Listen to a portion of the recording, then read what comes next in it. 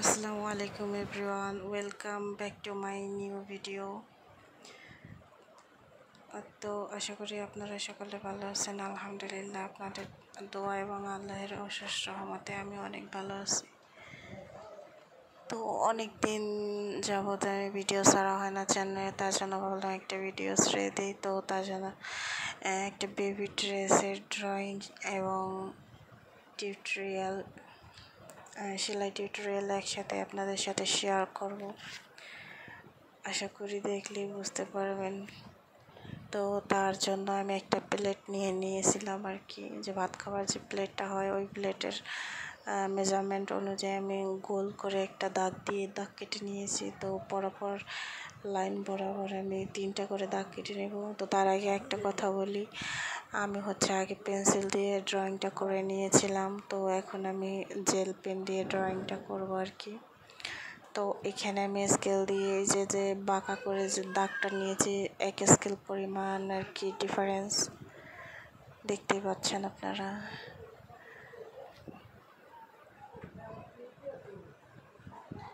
তো আমি আগে থেকে একটা ফুল ড্রয়িং করে রেখেছিলাম, ওই ফুলটা আমি জামার নিচে রেখে আমি জামার উপর দিয়ে আবার ড্রয়িং করে নেব।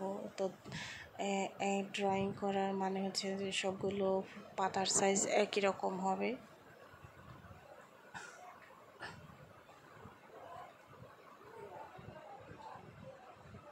তো এই তো আমার ড্রয়িং করা শেষ। এখন আমি আপনাদের সাথে সেলাই ভিডিওটা দেখাবো। এই সেম প্রসেসে একই ফুল দিয়ে আমি নিচে ড্রয়িংটা শেষ করে নিব। দেখতে থাকুন, আপনারা দেখলেই বুঝতে পারবেন। এই তো ড্রয়িং করা শেষ পর্যায়ে প্রায়। আপনারা যারা ড্রেসটি অর্ডার করতে চান, আর ডিসক্রিপশন বক্সে আমার নাম্বার দেওয়া থাকবে, চাইলে অর্ডার করতে পারেন। আর যদি ভিডিওটি ভালো লাগে অবশ্যই একটা লাইক করে দেবেন এবং যারা নতুন আছেন আমার চ্যানেলটি সাবস্ক্রাইব করে দেবেন।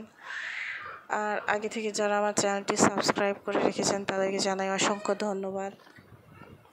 তো এই পর্যায়ে আমি ব্যাক স্টিচ আর কি পিছন দিয়ে সেলাই করে নেব আর কি। দেখুন, আমি একটা সেলাই উঠাচ্ছি, তার পিছন দিয়ে আবার আর সুইটা নিয়ে আবার উঠাচ্ছি। এইভাবে করে আমি ব্যাক স্টিচগুলো পুরো কমপ্লিট করে নেব। তো এই তো সব ব্যাক স্টিচগুলো আমি শেষ করে নিয়েছি। তো এখন ব্যাক স্টিচ দিয়ে আমি ফুলের যে বৃত্তটা এটা ভরাট করে নেব ব্যাক স্টিচ সেলাই দিয়ে।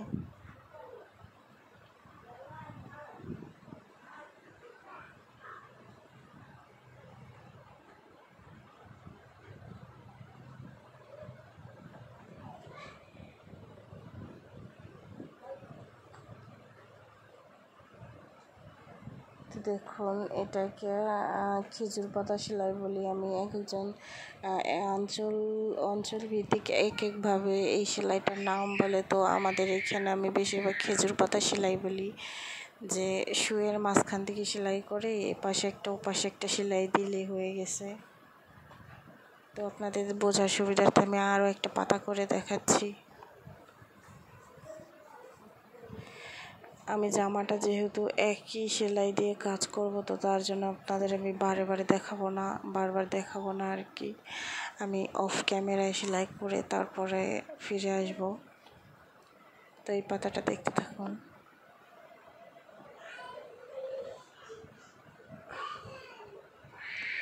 এই তো আমার পুরো পাতাটা করা শেষ। তো এইখানে আমি আরেকটি সেলাই করে ক্রস সেলাই,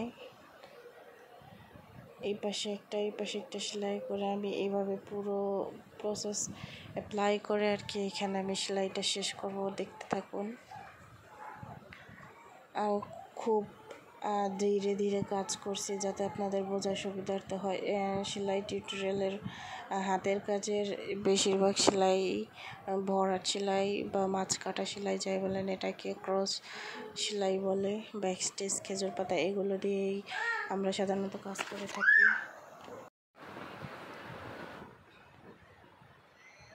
তো এই তো ক্রস সেলাই দিয়ে আমি পুরো সেলাইটা করে নিয়েছি। দেখুন ফিনিশিংটা কত সুন্দর হয়েছে।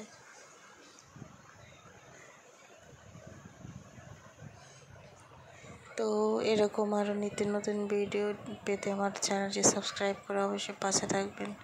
তো জামাটার সাথে আমি একটা সালোয়ারও বানিয়ে নিয়েছি। আর এখানে হেয়ার ব্যান্ড, যারা হেয়ার ব্যান্ড টিউটোরিয়াল চান অবশ্যই কমেন্ট